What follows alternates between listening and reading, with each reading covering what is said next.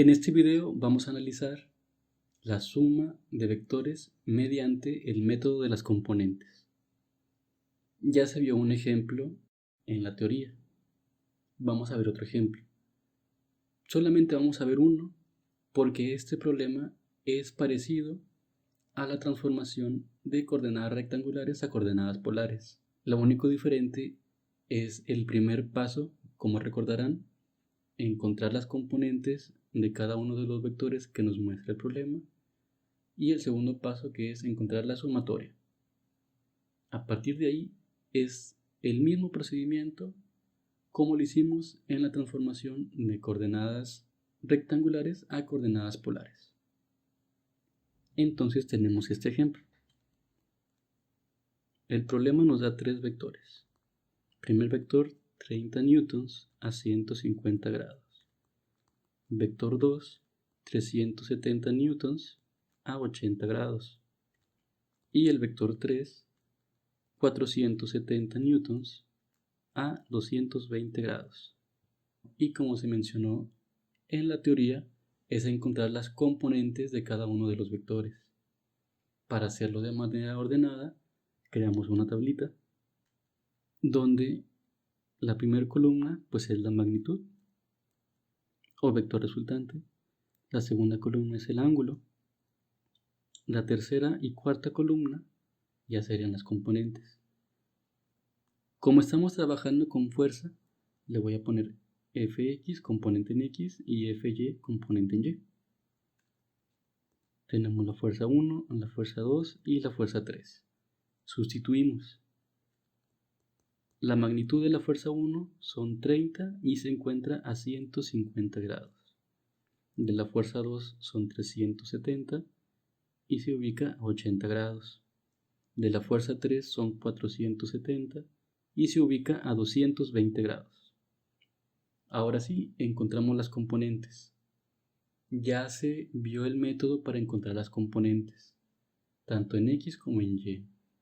Si tienen alguna duda de eso, les recomiendo que vayan a ver ese video. Yo lo voy a poner directo. La componente en X para el primer vector es menos 25.98 y la componente en Y es 15. Para el segundo vector, la componente en X es 64.24 y la componente en Y son 364.37. Les recomiendo que también vayan haciendo los cálculos a la par que yo los estoy poniendo. La componente en X sería menos 360.04 y la componente en Y menos 302.11. Ya que encontramos las componentes para cada vector que nos dan, el segundo paso es encontrar la sumatoria de todos los componentes en el eje X y todos los componentes en el eje Y. Sumamos. Menos 25.98 más 64.24 menos 360.04 nos da menos 321.78. Mismo procedimiento para los componentes en el eje Y. Sumamos los tres componentes y nos da 77.26.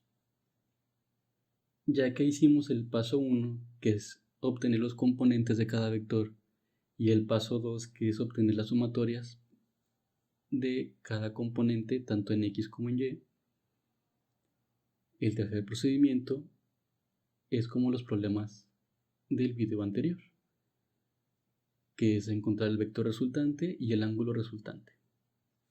Ya tenemos fórmulas establecidas, las utilizamos para encontrar el vector resultante. Recuerden que estamos con fuerza, ponemos fuerza. Es Pitágoras.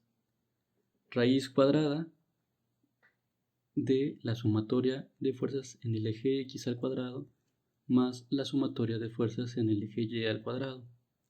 Si sustituimos, sería la raíz cuadrada de 321.78 al cuadrado más 77.26. De nuevo les recuerdo, no hace falta poner los signos, porque al elevarlo al cuadrado va a dar positivo. Y eso en la calculadora, recuerden que es por pasos, nos da 330.92 con las unidades de newtons. Esa es la fuerza resultante. ¿Cómo encontramos el ángulo? Tenemos una fórmula. Tangente inversa de la sumatoria de las componentes en el eje Y entre las sumatorias de las componentes en el eje X. Sustituimos tangente inversa de 77.26 entre 321.78. De nuevo les recuerdo, no hace falta poner los signos, por lo que se explicó en el video anterior. El ángulo, si ponemos eso en la calculadora, nos va a dar 13.50. Pero les recuerdo que en la mayoría de los casos, ese no es el ángulo correcto. Para saber el ángulo correcto, tenemos que trazar cómo se comportan las componentes en un plano. Voy a poner la representación gráfica aquí abajo. Tenemos el plano. Observamos la suma de componentes en el eje X y la suma de componentes en el eje Y. Para el eje X es negativo, para el eje Y es positivo. Aquí trazamos nuestro triángulo. Está en el segundo cuadrante. Por lo tanto, el ángulo resultante, con las fórmulas y un pequeño resumen que les formé en el video anterior, sabemos que son 180 menos el ángulo que encontramos. Sustituyendo, son 180 menos 13.50. Por lo tanto, el ángulo resultante nos da 166.5 grados. Y recuerden de la parte de la teoría que podemos encontrar el vector resultante. La fuerza, que sería la suma de las tres vectores, son 330.92 newtons a 166.5 grados. Lo único diferente de la suma de vectores sería el paso 1 y el paso 2. Hay que encontrar las componentes en X y en Y de cada vector que nos dan. Nos pueden dar 2, 3, 4, 5 vectores, etc. El paso 2 es la sumatoria de esos componentes para el eje X y para el eje Y. Y después de ahí es el mismo procedimiento que la transformación de coordenadas rectangulares a coordenadas polares. Es por eso que nada más puse un ejercicio, porque se comporta igual que los problemas que expliqué en el video anterior.